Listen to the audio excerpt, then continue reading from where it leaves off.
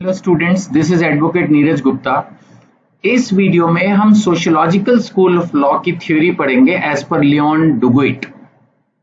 इनका मेन फंडा देखो, सबने अपने अपने मेन फंडे बनाए हुए हैं। कंसेप्ट को एक्सप्लेन करने के लिए अपनी थ्योरी का एक नाम दिया है। सबने ऐसा किया है, आपको पता है। इन्होंने भी वैसा ही किया है। इन्होंने अपनी थ्योरी का नाम दिया सोशल सॉलिडारिटी। सोशल सॉलिडारिटी का मतलब है सामाजिक एकता, यानी कि कहीं ना कहीं इन्होंने भी, जैसा हमने अभी पिछली वीडियो में पढ़ा है ना, रॉस्को पाउंड, उन्होंने कहा कि समाज में कन्फ्लिक्टिंग इंटरेस्ट है, उनको बैलेंस करो। यहां पर भी इन्होंने ये माना कि समाज में बहुत सारे लोग होते हैं, बट इन्होंने अपनी थ्योरी में कह लो ये प्रिजम्पशन ली या इस बात पर स्ट्रेस किया कि सब मिलकर रहें। सोशल सॉलिडारिटी, एक दूसरे का साथ दें, कोऑपरेट करें, आपस में लड़ें नहीं। कानून का भी यही ऑब्जेक्ट हो कि जितने भी लोग समाज में रह रहे हैं, समाज में शांति बनी रहे, आपस में कोई कंफ्लिक्ट ना हो, झगड़ा ना हो, एकता हो, नहीं, भाईचारा हो, कोऑपरेशन हो, एक दूसरे से लोग खुश हों। ऐसी थ्योरी भाई साहब ने बनाई। अब आपको भी पता है कि लोग एक दूसरे से कितना खुश होते हैं, कितना कोऑपरेट करते हैं, कितनी एकता है, बट थ्योरी है, पढ़नी है। और वैसे भी ये भाई साहब 1928 में चले गए थे। आज से 100 साल पहले मुझे लगता है कि लोग आपस में इतना नहीं लड़ते थे, इतना भी एक दूसरे से पंगेबाजी नहीं लेते थे जितना आजकल। तो लगता है और कोई काम ही नहीं है उनके पास। खैर, again I should control my emotions and examination point of view से आपको पढ़ाना चाहिए मुझे कि डुगिट साहब की जो थ्योरी है वो क्या कहती है।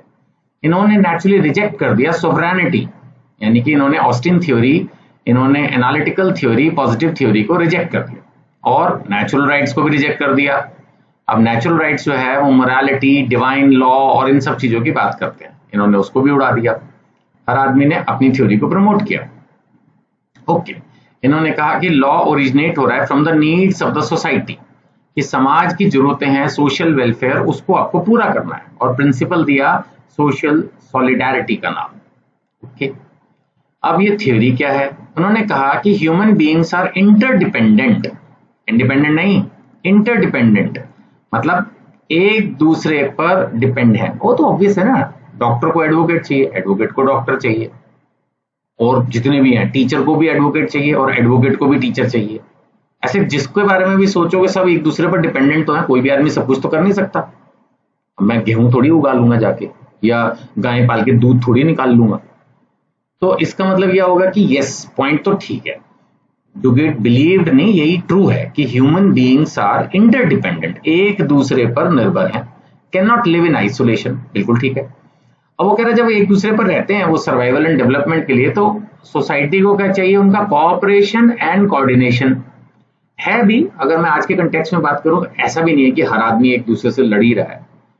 कुल मिलाकर शांति है। आपको भी पता है, मैं टीचर हूं, आप स्टूडेंट हो, लेकिन ऐसा थोड़ी है कि भाई मैं कुछ अलग से बता दूंगा। जो समाज की स्थिति है वो सबको पता ही है। टेलीविजन में देखने में जरूर ऐसा लगता होगा कि बड़े दंगे फसाद हो रहे हैं, लेकिन कुल मिलाकर सोसाइटी शांत है और दुनिया चल रही है। बट फिर भी जितना ये प्रिज्यूम कर रहे हैं कि ये एक दूसरे से कोऑपरेट करें, कोऑर्डिनेट करें, इतना नहीं होता है। तो इन्होंने, इनके हिसाब से प्राइमरी पर्पस ऑफ लॉ क्या है कि आपने मेंटेन करना है सोशल सॉलिडारिटी, एक दूसरे में एकता बनी रहे, हार्मोनियस सोशल लाइफ, एक दूसरे से मिलके चलें। तो इन्होंने दी अपनी थ्योरी। अब इसके बारे में हम पढ़ें तो इन्होंने कहा कि it means the interdependence of individuals in the society. वो तो ठीक है ना, एक दूसरे पर डिपेंडेंट है, वो तो क्लियर है। Since all people perform different functions and depend on each other, ये तो है ही। कोऑपरेशन इज एसेंशियल, एक दूसरे से मिलके काम करें, ये जरूरी है, बिल्कुल जरूरी है, मैं काम ना कर रहा हूं।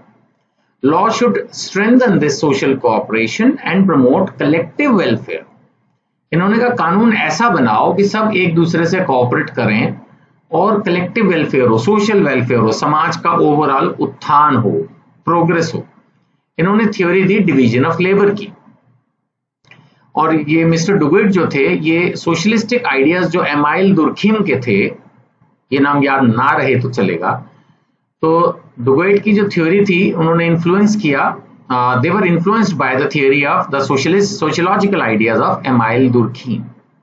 अब उनके हिसाब से जो डिवीजन ऑफ लेबर था वो क्या था कि different individuals perform different functions, mutual dependence create social solidarity, law exist to preserve this solidarity. कानून का उद्देश्य क्या है? कानून का उद्देश्य है कि ये जो सॉलिडारिटी है जिसकी मैं बात कर रहा हूं, इस एकता की रक्षा करना है। इतनी इंपॉर्टेंट लाइन है जो कि थ्योरी को डिफाइन कर रही है, इसलिए मैं इसको हिंदी में भी पढ़ रहा हूं कि कानून का उद्देश्य इस एकता की रक्षा करना है। Law exist to preserve this solidarity, यानी कि थ्योरी सर इन ब्रीफ क्या है? थ्योरी ये है कि समाज में अलग अलग लोग रहते हैं, सब अलग अलग काम करते हैं, लेकिन कोई भी अकेला नहीं रह सकता, एक दूसरे पर डिपेंडेंट है। तो ये जरूरी है कि वो एक दूसरे के साथ कोऑपरेट करें, ओवरऑल सोशल प्रोग्रेस हो। और लॉ की भी यही इंटेंशन होनी चाहिए कि इन सब की जो एकता है, एक दूसरे पर जो डिपेंडेंस है, वो शांतिपूर्ण, कोऑपरेटिव, पॉजिटिव बनी रहे। खत्म। रिजेक्शन ऑफ सोवरेनिटी, इन्होंने कह दिया कि भाई किसी के पास भी सॉवरेन पावर नहीं है। इन्होंने ऑस्टिन थ्योरी को रिजेक्ट कर दिया। कर दो जी। इन्होंने कहा कि कोई पर्सन या इंस्टीट्यूशन एब्सोल्यूट सॉवरेन पावर नहीं रखता। वेल, ये मिस्टर डुविट का विचार है। मेरे ख्याल से तो आज भी प्रैक्टिकली सॉवरेन थ्योरी मुझे सबसे स्ट्रांग लगती है, क्योंकि अगर हम इंडियन कंटेक्स्ट में देखें तो यहाँ पर तो मोर और लेस जो लेजिस्लेशन है, जो कानून बन जाता है, वो ठीक है, चेंजेस भी होते हैं, कई बार प्रेशर में आकर कानून होल्ड भी जाते हैं, विड्रॉ भी होते हैं, कैंसिल भी होते हैं, सब ठीक है। बट आमतौर पर ऐसा नहीं होता। रूटीन में जो सरकार नियम बना देती है वो सर्टेन भी होता है, सॉलिड भी होता है और इम्प्लीमेंट भी होता है। जुडिशरी भी उसी हिसाब से चलती है। लेकिन खैर, डुविट की थ्योरी ये थी कि नो पर्सन और institution has absolute sovereign power. उन्होंने कहा कि स्टेट तो सिर्फ सोशल फंक्शंस के लिए है। गवर्नमेंट ऑफिशियल जो है वो पब्लिक सर्वेंट है, वो सॉवरेन रूलर्स नहीं हैं। वेल, अगेन मैं ये बोलूंगा 100 साल पहले मिस्टर डुविट ने ऐसा लिखा कि गवर्नमेंट ऑफिशियल जो है वो सिर्फ पब्लिक सर्वेंट्स हैं, सॉवरेन रूलर्स नहीं हैं। बोलने को तो हम भी खैर उनको पब्लिक सर्वेंट बोलते हैं, लेकिन वो पब्लिक रूलर ही हैं practically. Anyway, rejection of natural rights, उन्होंने नेचुरल राइट्स को भी उड़ा दिया। उन्होंने कहा कि individuals do not possess rights merely because they are human beings. Rights exist only when they serve a social purpose. इनका ये कहना था कि ह्यूमंस को राइट्स तभी मिलते हैं जब वो सोसाइटी में एक दूसरे के साथ कोऑपरेट करते हैं और सॉलिडारिटी यानी कि एक यू कैन से यूनिटी के साथ रहते हैं, झगड़ा नहीं करते। They don't fight with each other, they don't compete unnecessary with each other. So then only they have certain rights. So natural rights are subject to their positive behavior.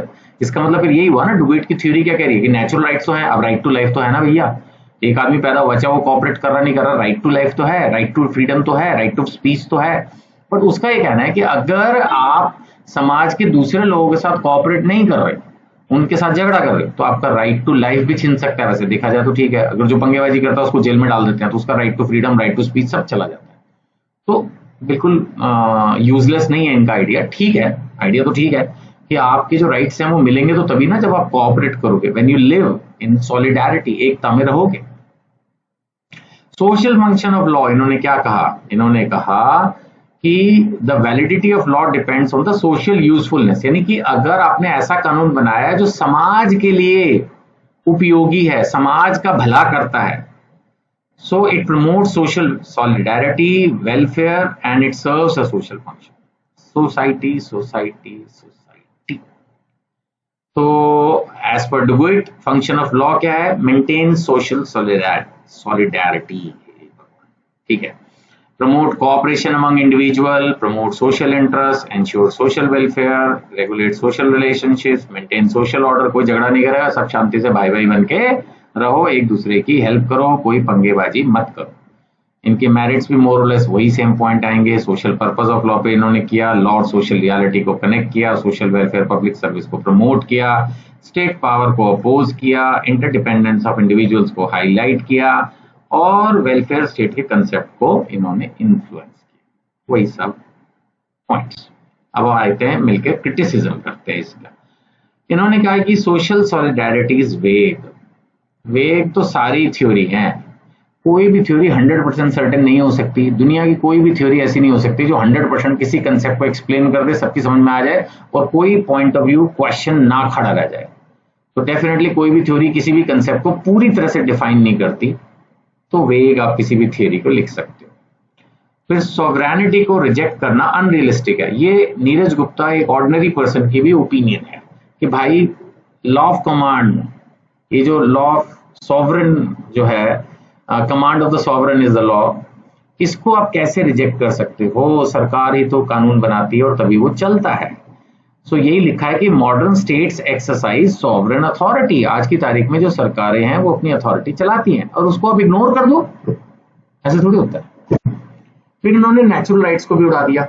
Natural rights को खैर इन्होंने दूसरी तरह से उड़ाया। इन्होंने कहा कि अगर आप कॉपरेट नहीं करोगे तो आपको राइट्स नहीं मिलेंगे। वो बात वैसे कुछ हद तक ठीक है, लेकिन फिर भी अगर आप ये कह दो कि आपके पास नेचुरल राइट्स है ही नहीं जब तक आप सोसाइटी को सर्व नहीं कर रहे, तो ये थोड़ा सा गड़बड़ा जाता है। माना आप कोऑपरेटिव नेचर के नहीं हो तब भी आपका राइट टू लाइफ तो है, राइट टू डिग्निटी तो है, राइट टू स्पीच तो है।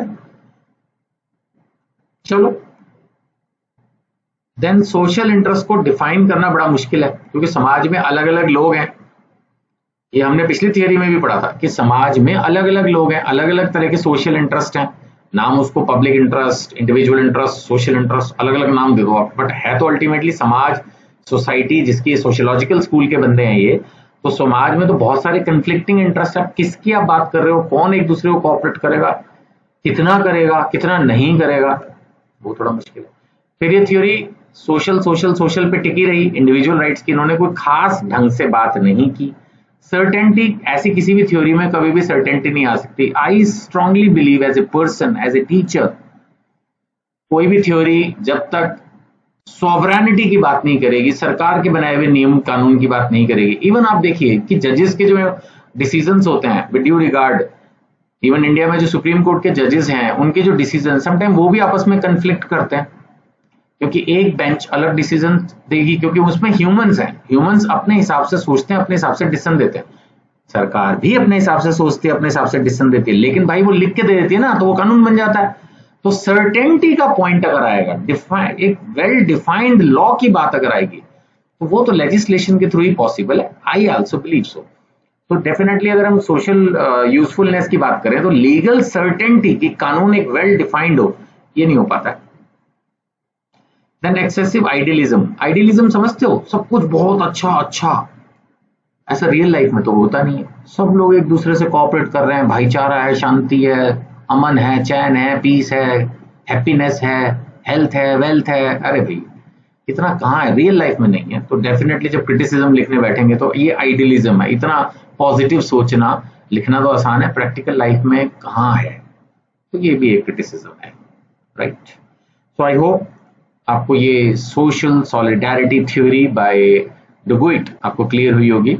और फिर भी कोई डाउट महसूस करो तो इन नंबर्स पे व्हाट्सएप कर दीजिए, I will try to answer definitely. और जिस बुक से मैं पढ़ा रहा हूँ इसको बाय करने के लिए भी आप कनेक्ट कर सकते हैं। Thank you.